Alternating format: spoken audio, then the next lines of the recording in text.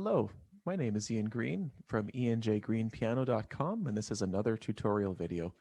We'll be speaking a little bit more about major scales and relative minor scales and how to find which key or which key signature is being used in a particular song. So in another video, you'll see how we can find certain notes and start on certain notes and then find the relative major and minor scale. And we spoke a little bit about how the notes in the scale are kind of like family members. You might have C major, which has all white keys, and A minor, which has all white keys. How they sound different, but they are related by the notes that they have.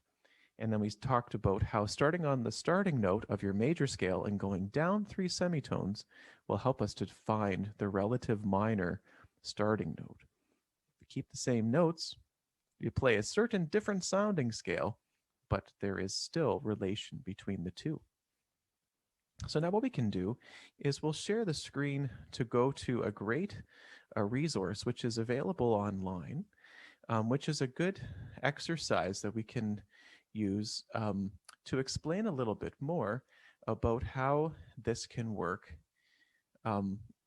in relation to the key signature at the beginning of a piece of music or at the beginning of each line of a piece of music.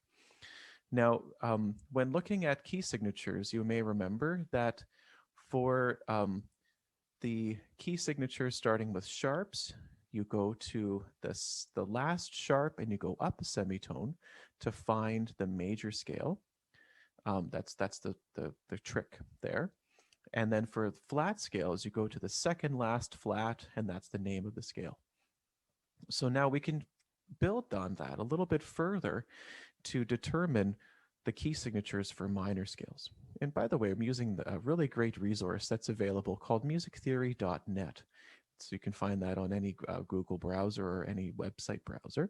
And there's also a wonderful app that's available for Apple devices called Tenuto. And so if you have a chance to visit those websites and support them, that would be awesome. So now let's say we have this key signature here, which is 2 flats, the second last flat being B flat. So the major scale would be B flat. Now if we start on B flat, and we go down 3 semitones, we would land on G. So then the scale that is related to B flat major is G minor. Now let's say we go to a scale with 4 sharps, just following the randomized organization of key signatures that come up when using this. We get to the key signature with 4 sharps where the last sharp is D sharp. And if we wanted to find the major scale, we would go up 1 semitone or 1 step to the note step on the staff to E. And that's the major scale for 4 sharps. Now, if we were to start on E and go down 3 semitones, we would go to D, to down from D sharp to D to C sharp, and land on C sharp as the related minor scale to E major.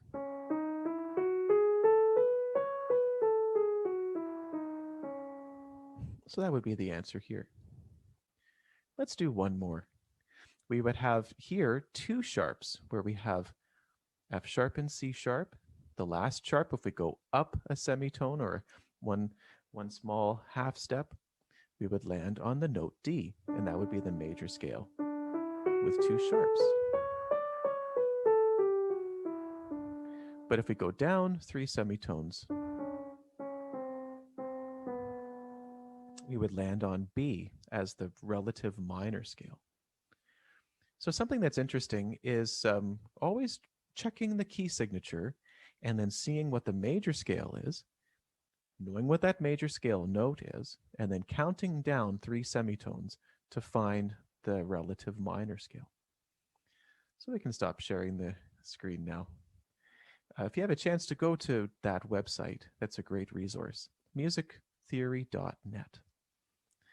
Thanks so much for watching this short tutorial video on relative major and minor scales and also how they relate by key signature. My name is Ian Green from enjgreenpiano.com. Please like, share, and subscribe this video, and look forward to seeing you next time for another theory topic. Thank you. Have fun practicing, and take care.